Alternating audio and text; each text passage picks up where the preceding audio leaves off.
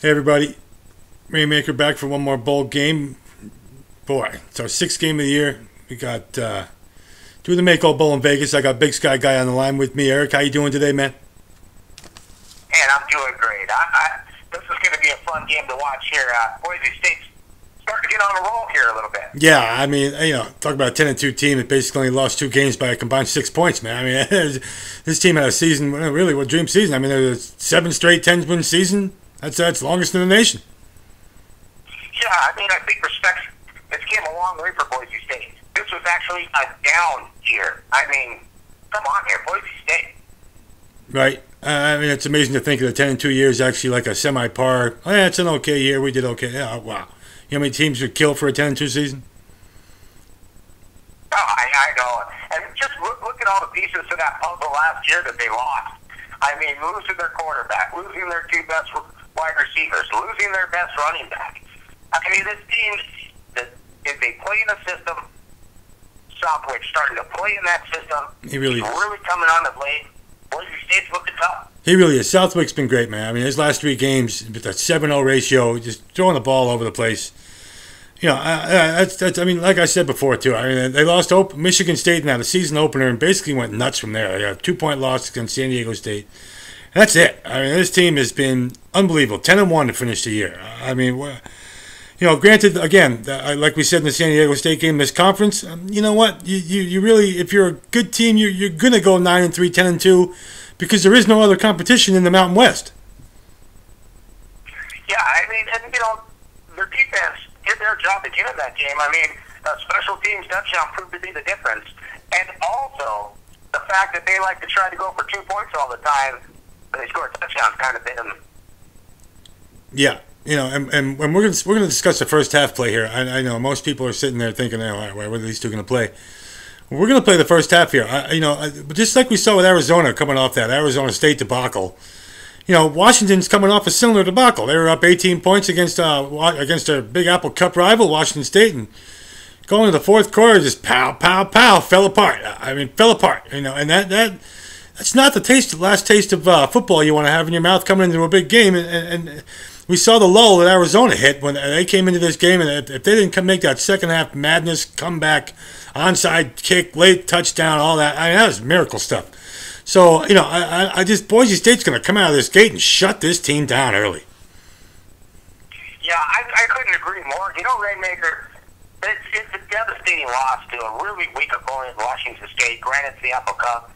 This team better hope that they don't have a hangover from that game, and they better hope that Price's confidence isn't shot. His 2 turnovers really killed them in that game, and really were responsible for the loss in the fourth quarter and overtime in that football game. Yeah, and Price really had an off year too, man. I mean, remember last year, he's a sophomore.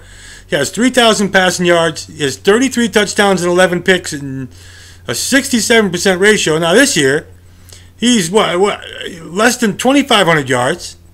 He's 62%, and he's only got an 18-11 ratio. I mean, you'd think you'd kind of gradually be a better quarterback, but he really hasn't proven much to anyone that he's gotten any better.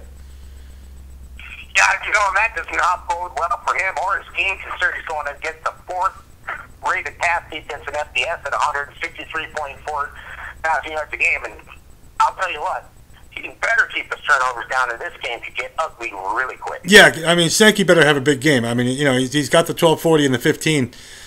Jenkins and Williams have definitely the most receptions on that football team, but after those two, who's going to catch the ball? I don't think Washington has any receivers. They have 2-3 guys who are going to catch the ball. What are the weapons? Find me some weapons that Boise State needs to contain, because I don't really see anyone out there that Boise State's thinking, boy, this guy's going to kill us. This guy's going to run us over. This guy's going to stop us.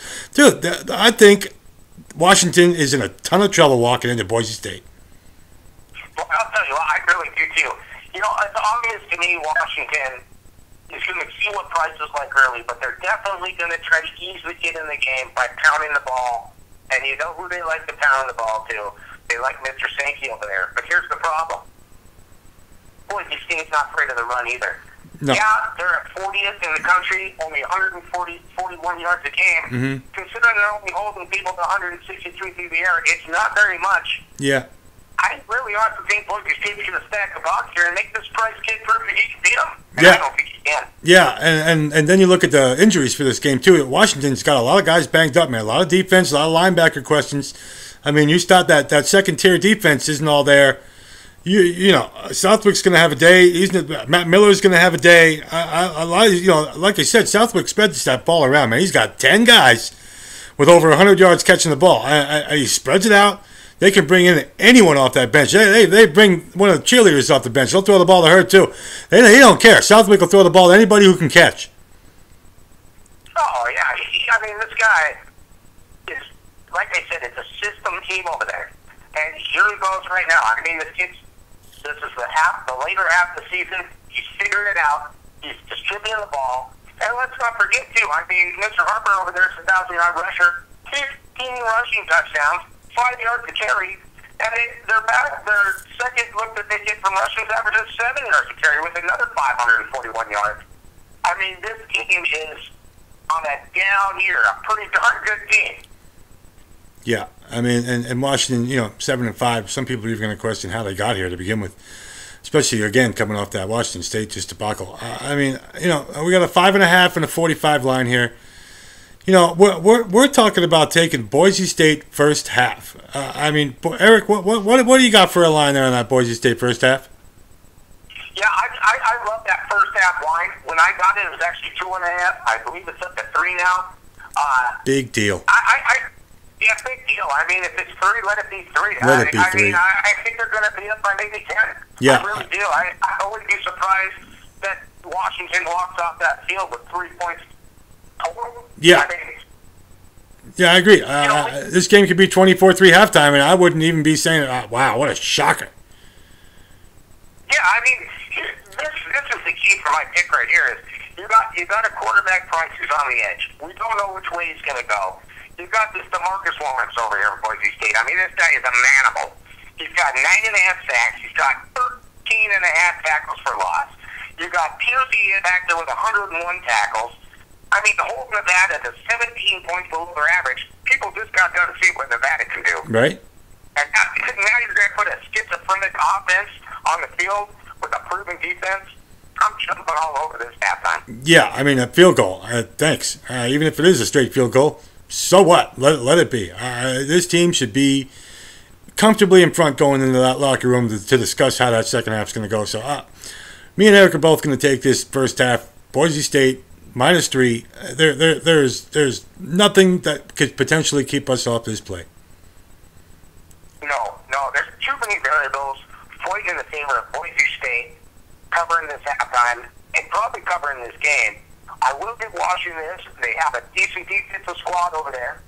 Like you said, a lot of them are banged up, so we'll have to see what they're bringing to the table. I guess the Boise State team that's really humming right now, if they're going to have to put my feet to the coals, I'm going to say 14-3 Boise State halftime. Yeah, I think it's going to be worse than that, to be honest with you. I do see a 21-3, 24-3 halftime result here. Again, Washington. I see Washington going through the same kind of effects that Arizona went through with coming off that monster debacle in that fourth quarter. I mean, the last taste of football in your mouth is going to a bowl game. Is a major beatdown by a team that you had in your pocket, and let them just walk all over you for 15 minutes after you dominated them for 45. I mean, that just is not conducive to good football. No, and I want the betting men to also be aware of this. The reason that I took the halftime at the 2.5 is the field goal covers.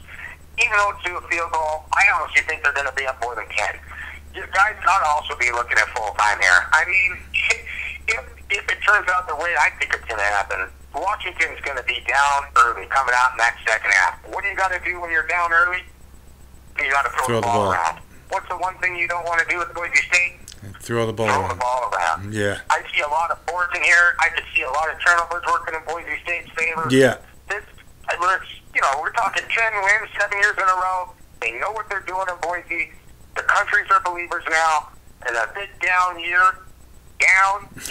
I think Boise State's going to have to make a statement here. I think Washington's in trouble. Yeah, I agree. All right, we're going to take Boise State first half here, and we're going to get out of here. All right, this is our fourth bowl today. So, obviously, if you log in to ejtherainmaker.com, you can see our first two bowls that have already been played. You can see the Poinsettia Bowl, the New Orleans Bowl, the Maaco Bowl, and Beef Brady's Bowl. All 4 videos are going to be on the website in a matter of minutes. So, it's time to finish this, go into the Christmas season on a good note. I mean, we have one more game. What do we have? One more game before the Christmas, Eric, on the 24th. We're going to try and squeeze in here, right? Yeah, definitely. I just hope we stay hot. I'm having a ball running through these games with you. Yeah. Obviously we're hot right now. I just hope we stay that way, rolling through these next 4 games, and that'll give the viewers a lot of confidence come our way on our next videos. Yeah, it's nice to have confidence when you feel like you know what you're talking about, huh? All right. Yeah. All right, we're gonna get out of here. Again, thanks to everybody, and if we don't see you before the holidays, have a good Merry Christmas, Happy New Year, all that kind of stuff. In case we miss you, and hopefully we don't miss you, because we're hoping we can be getting paid for the next good 3 weeks here of college football bowl season. All right, Eric, thanks for hanging out with me, man. Yeah, you know it, man. It's always a pleasure. Merry Christmas to all the viewers, and hey, with all these bowl games coming up, it is the most wonderful time of the year. It is the most wonderful time of year. All right, guys, thanks for watching, and everybody take care, and good luck.